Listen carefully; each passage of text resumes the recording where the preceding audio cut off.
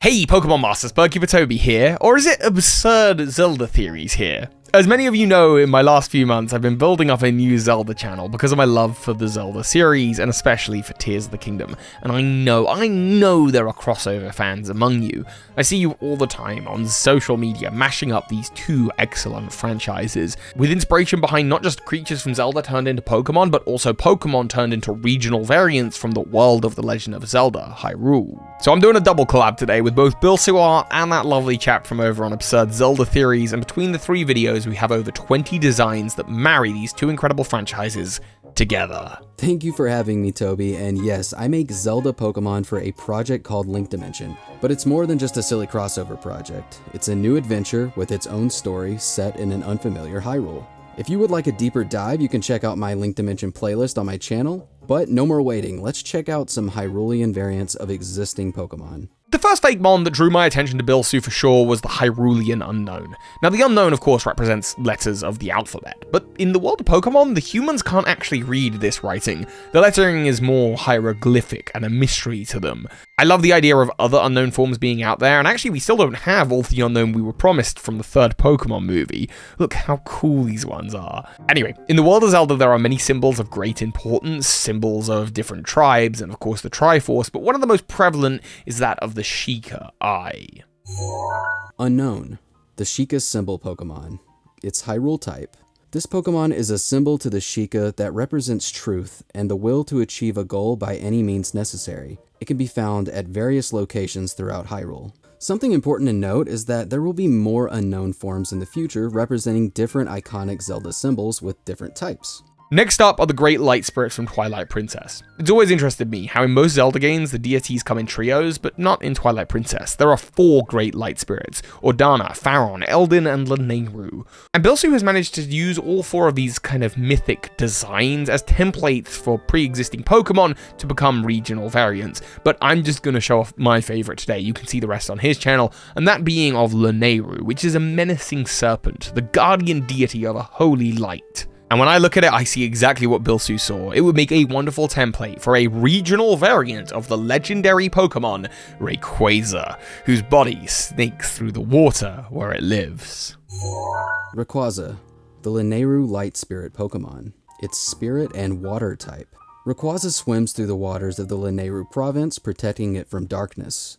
Its powerful body can constrict hatred and malice. All of the light spirits have a primary type of spirit, and their secondary type is based on the element that their province is based on. So since Lanayru is often associated with rivers and lakes, it gains the water type. Now, let's take a look at a starter Pokemon. My favorite starter evolution line has always been Mudkip, Marshtomp, and Swampert, and Bilsu has a design for this too. It's slightly over, but he's updated it for this video, and I absolutely love it.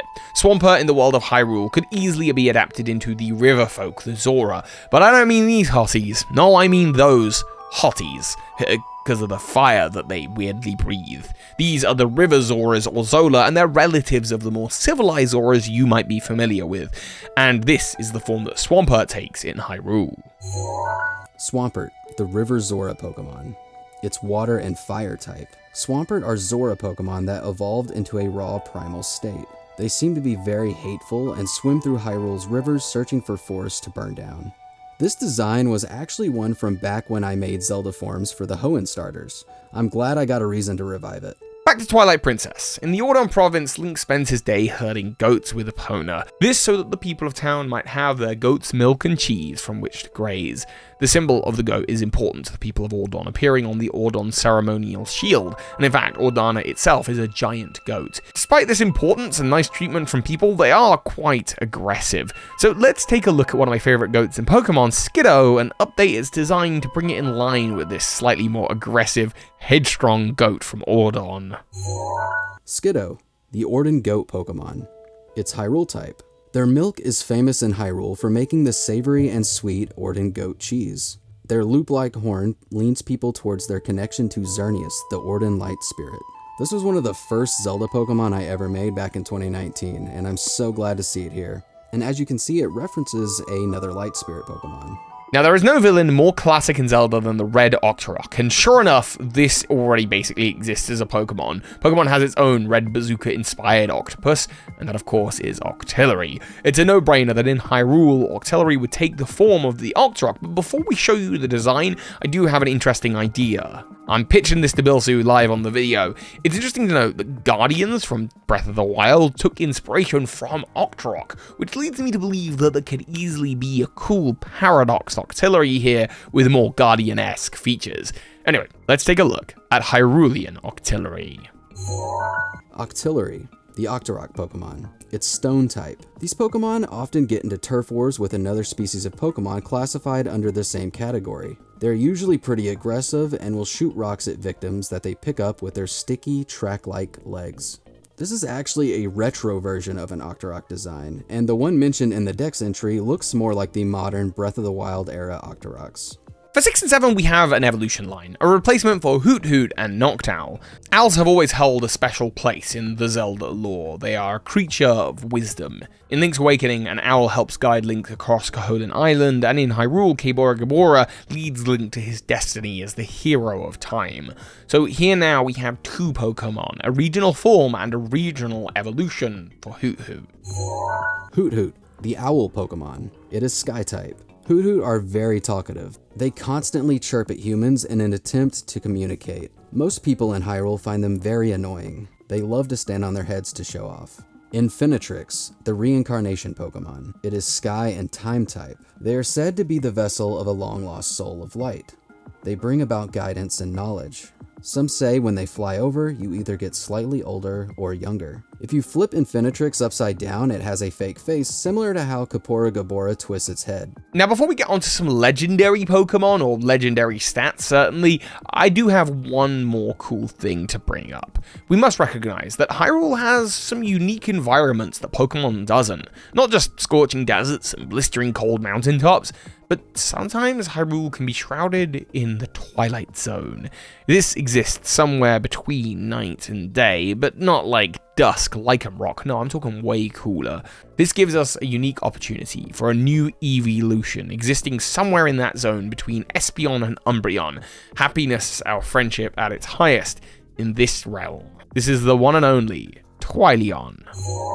Twileon, the Twilight Pokemon. It is Twilight type.